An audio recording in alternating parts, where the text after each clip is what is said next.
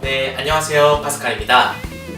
오늘은 제가 여러분들과 함께 독일의 주거 형태에 대해서 한번 이야기를 나눠보고자 합니다.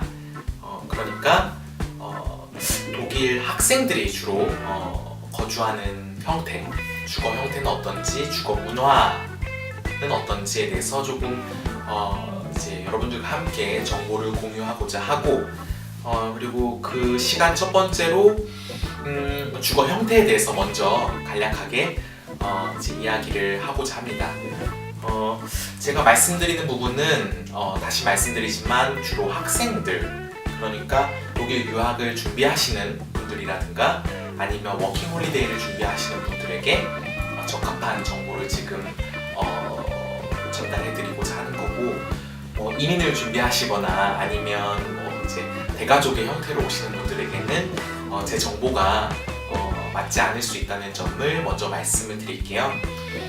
이제 그런 맥락에서 말씀드리면 아무래도 가장 기본적인 이제 주거 형태는 기숙사가 되겠죠. 그러니까 예를 들면 뭐 이제 학교에서 운영하는 기숙사, 그러니까 뭐 이제 학교, 근데 이제 키일 같은 경우를 보니까 이제 기숙사가 학교 자체가 지은 건 아니고,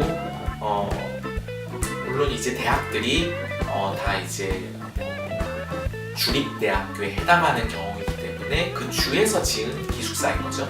그래서 기숙사를 보면은 뭐 이 학교 학생만 머물 수 있는 기숙사는 아니고, 이제 이 킬 도시 전체에 기숙사가 이렇게 좀 퍼져 있어서, 그래서 뭐 지금 킬 안에 뭐 3개의 대학이 있는데 이 3개의 대학 학생들이 모두 그런 다양한 기숙사를 지원을 하실 수가 있는 거죠. 그렇게 이제 되어 있고, 그런데 이제 지원을 하셔야 되는 거죠. 지원을 해서 기다리는 거죠. 근데 아마 정말 경쟁자가 많은 걸로 알고 있고, 그래서 보통 뭐 정말 짧게는 6개월, 뭐 길게는 뭐 1, 2년 기다렸다가 들어가시는 분들도 계시고, 또 당연히 아무래도 그런 기간이 이제 그런 기간을 못 기다리기 때문에 많은 분들이 이제 다른 주거 형태를 또 찾으시는 거죠.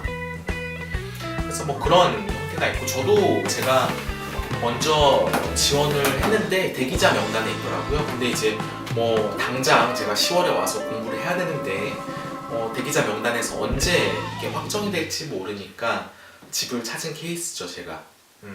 그렇게 보시면 되고, 그 다음에 이제 기숙사가 뭐 이런 이제 주에서 운영하는, 그래서 대학과 연계되는 기숙사가 있는가 하면 반대로 이제 민자 기숙사도 있어요.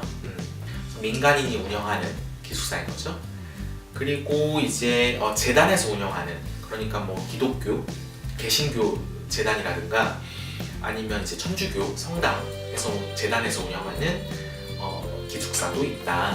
이런 정도로 키일은 어떻게 이제 진행되는지 말씀드릴 수 있을 것 같고, 근데 이제 아마 도시마다 다른 걸로 알고 있어요. 그리고 다른 도시는 또 다를 수 있기 때문에 뭐 예를 들어서 키일은 뭐 기숙사가 많이 있음에도 불구하고 경쟁자가 많고, 이제 그 얘기는 그만큼 공부하려는 사람은 많은데 수용 인원은, 기숙사의 수용 인원은 한정되어 있는 거죠. 그래서 대기자가 많이 있는 어떤 그런 거고, 다른 도시는 제가 어떤지 정확하게 말씀 못 드리겠지만 기숙사의 수용 인원이 넉넉한 도시는 많이 있지 않은 걸로 알고 있어요. 혹시 아시는 분 계시면 댓글로 달아주시면 될 것 같고요. 그리고 이제 두 번째로 이제 원룸이 있겠죠. 원룸 같은 경우에는 독일어로 이제 아인찜머 보능이라고 하거든요. 그야말로 이제 원룸, 한국에서 이제 흔히 생각하시는 원룸을 생각하시면 가장 이해가 빠르실 거고, 원룸, 아무래도 개인적인 영역, 공간, 시간을 중요하게 생각하시는 분들이 원룸을 많이 선호하시고, 물론 가격도 근데 이제 원룸이라고 해서 다 비싼 건 아니더라고요. 아시는 분 보니까 굉장히 저렴한 가격에도 원룸을 구해서 살고 계시는 분들이 있는 걸 보니 원룸이라고 여기에 독일에서 다 비싼 건 아니고, 근데 이제 원룸과는 정반대되는 형태는 이제 외계라는 형태거든요. 외계는 이제 공동주거 형태죠. 그래서 친구들과 함께 사는 거예요. 그래서 공동 공간을 쉐어하는 거죠.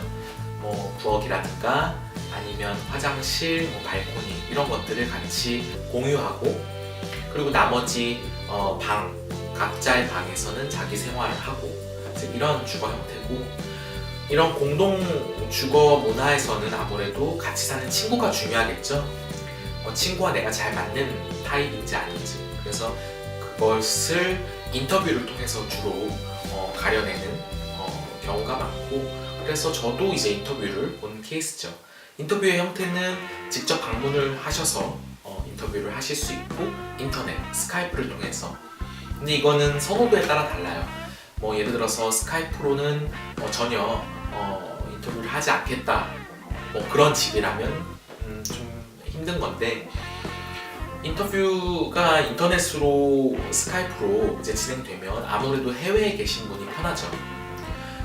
이런 맥락에서 확장시켜서 말씀드리면, 이 외계 다음에 이제 말씀드릴 이제 주거 형태가 단기 임대라는 거예요. 단기 임대는 그야말로 외국인들을 위한 그래서 예를 들어서 뭐 한 학기 정도 교환학생을 오신다거나, 아니면 유학을 오시는데 해외에 있어서 직접 집을 방문하실 수 없는 분들, 그런 분들이 인터넷 스카이프를 통해서 인터뷰를 해서 단기로 머물 곳을 주로 찾는 거죠. 그래서 키일에 오셔서 예를 들어서 한두 달 정도를 단기 임대를 하셔서 머물면서 여기에 오셔서 이제 집을 계속 살 집을 고르시는 거죠.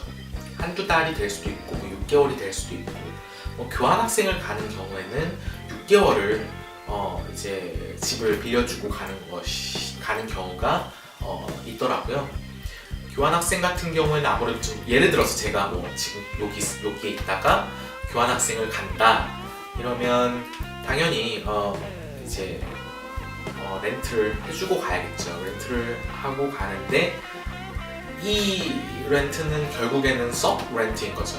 그러니까 저는 집주인이 아닌데 제가 사실 여기에 월세를 내는 세입자임에도 불구하고 제가 이렇게 또 임대를 하는 경우인데, 이게 허용되는 집이 있고 허용도 안 되는 집이 있는 걸로 알고 있어요. 허용이 되지 않으면 사실은 불법이 또 되는 거고, 주인과 상의해서 그것도 하셔야 되는 또 부분이 있고, 근데 이제 찌비션 밑에는 굉장히 많아요. 그 인터넷 사이트를 보시다 보면 상당히 일반화되어 있는 단기 임대이고, 이 단기 임대의 종류의 하나로서 에어비앤비도 있어요. 그러니까 에어비앤비는 보통은 뭐 여행자분들이 많이 사용을 하시는데, 길게는 한 달, 두 달까지도 에어비앤비를 통해서 찾으셔서 여기 오셔서 또 집을 찾으실 수도 있고, 이제 이런 거죠. 그래서 찌비션 밑에는 주로 이제 외국인들, 멀리 계신 분들이 주로 많이 찾는 형태 단기 임대이고, 멀리 사는 도시의 경우에서도 그렇게 많이들 하시더라고요. 그렇게 보시면 될 것 같고, 다시 정리를 하자면, 그러니까 주거 형태가 기숙사가 있고, 그리고 이제 원룸, 아인츠머보닝이 있고, 그리고 외계, 같이 사는 거죠. 그래서 본게마인샤프트라고 하는 같이 사는 공동 주거 형태가 있고, 그리고 찌비션 밑에 단기 임대가 있는데, 단기 임대 종류 하나로서 에어비앤비도 있다, 이제 이렇게 말씀드리고, 찌비션 밑에 같은 경우에는 주로 외국에 계신 분들, 그러니까 직접 집을 방문하기 힘드신 분들, 그래서 조금 오래 살 집을 구하기가 망설여지시는 분들에게, 찌비션 밑에 같은 경우에는 인터넷으로도 스카이프로 인터뷰를 진행하는 경우가 굉장히 많거든요. 보통 외국인들이 많이 그렇게 지원을 하기도 하고, 멀리 사는 분들이 지원을 하시기 때문에, 그래서 찌비션으로 단기 임대로 머물면서 여기에 오셔서 집을 찾으시려고 하는 분들이 많기 때문에, 찌비션 밑에 같은 경우에는 조금 독일에 오시기 전이시라면 유용할 수 있다, 이렇게 말씀을 드리고, 하지만 이게 불법인지 아닌지를, 만약에 제가 이제 서브 렌트를 하고 싶어하는 입장이라면 이게 불법인지 그러니까 주인에게 이제 오너에게 여쭤보시고 진행을 하셔야지만 나중에 탈이 없다라는 점을 또 미리 말씀을 드릴게요. 그렇게 이렇게 네 가지의 형태로 크게는 나눠볼 수 있겠고요. 다시 한번 말씀드리지만 주로 학생들을 대상으로 지금 말씀드리고 있는 것이라는 점을 말씀드리고 다음 편에서는 어떻게 그러면 집을 찾을 수 있는지에 대해서 설명을 드리고 그 다음 편에서는 저의 스토리를 또 생생하게 들려드리도록 하겠습니다. 제가 어떻게 집을 찾았는지 다음 편에서 바로 뵐게요. 감사합니다.